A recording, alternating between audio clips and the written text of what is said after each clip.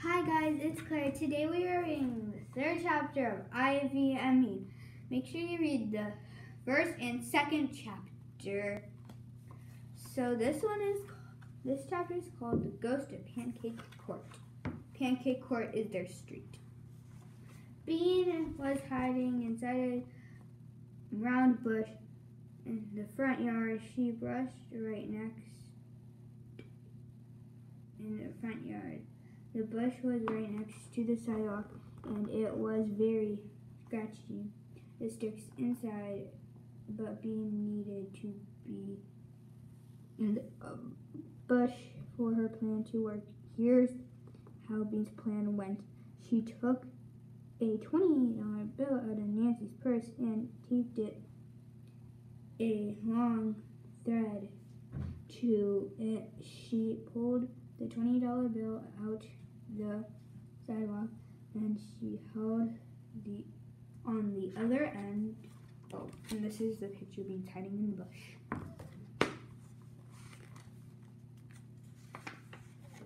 End of the thread. She climbed into the bush.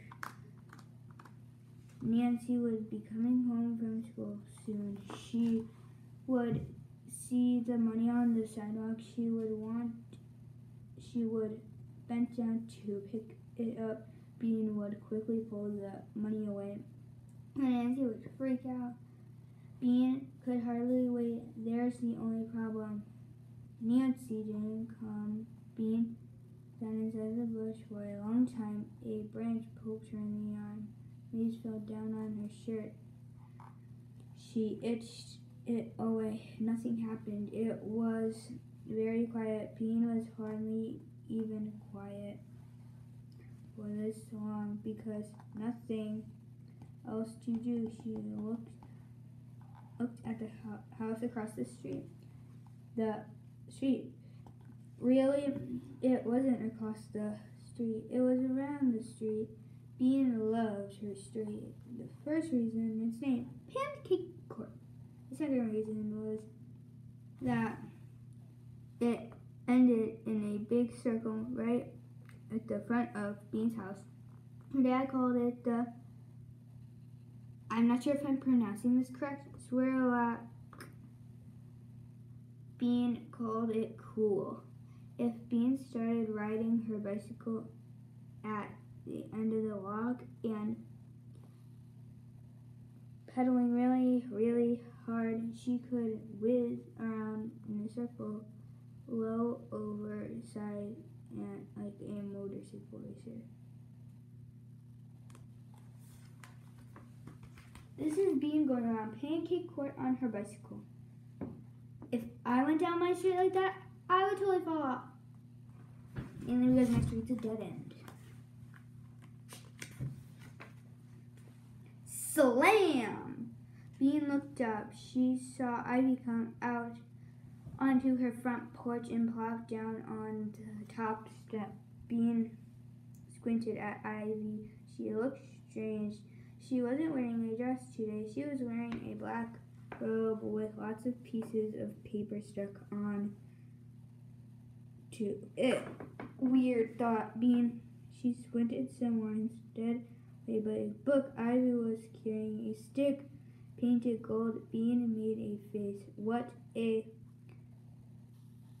goofball, she thought. A dork. Ivy sat. She didn't do anything. She just sat there all by herself.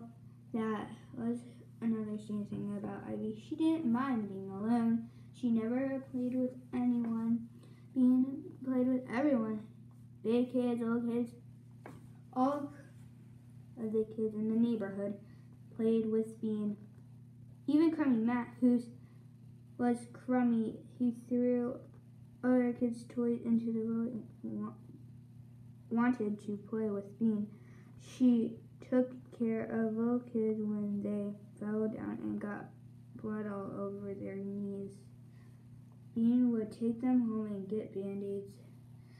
The big kids let her play with them because she had good ideas and seemed how many bad backyard they could cross without touching the ground. Being loved.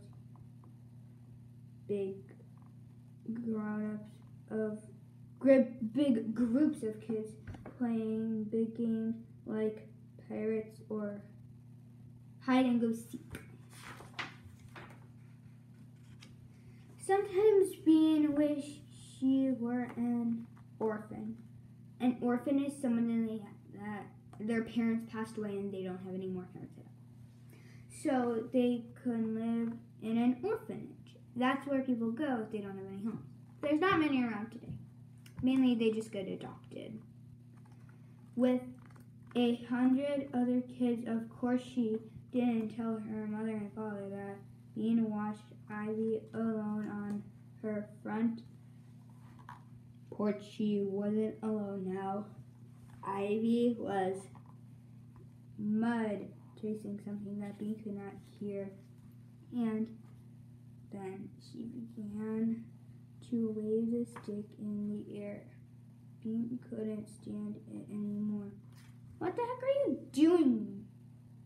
yelled Bean from inside the bush. Ivy looked around. Bean forgot that she couldn't see her. "What's with the stick?" she yelled. Ivy's eyes got big. "Who's there?" she said. "Are you a ghost?" "A ghost? What a great idea." Bean made a scratchy voice and a spooky "yes." She howled. "I am the ghost," said Mr. Kiplock. "I lived in the house before you, and I died there too." Mr. Kiplock had actually moved to Ohio, but Bean thought it was more interesting to say that he died. "I lived come to haunt you tonight. Then you're sleeping. I'll wrap my icy fingers around your neck, Bean." "What are you doing?" yelled Nancy. Oops, it was Nancy. And here's Nancy coming up. Ooh.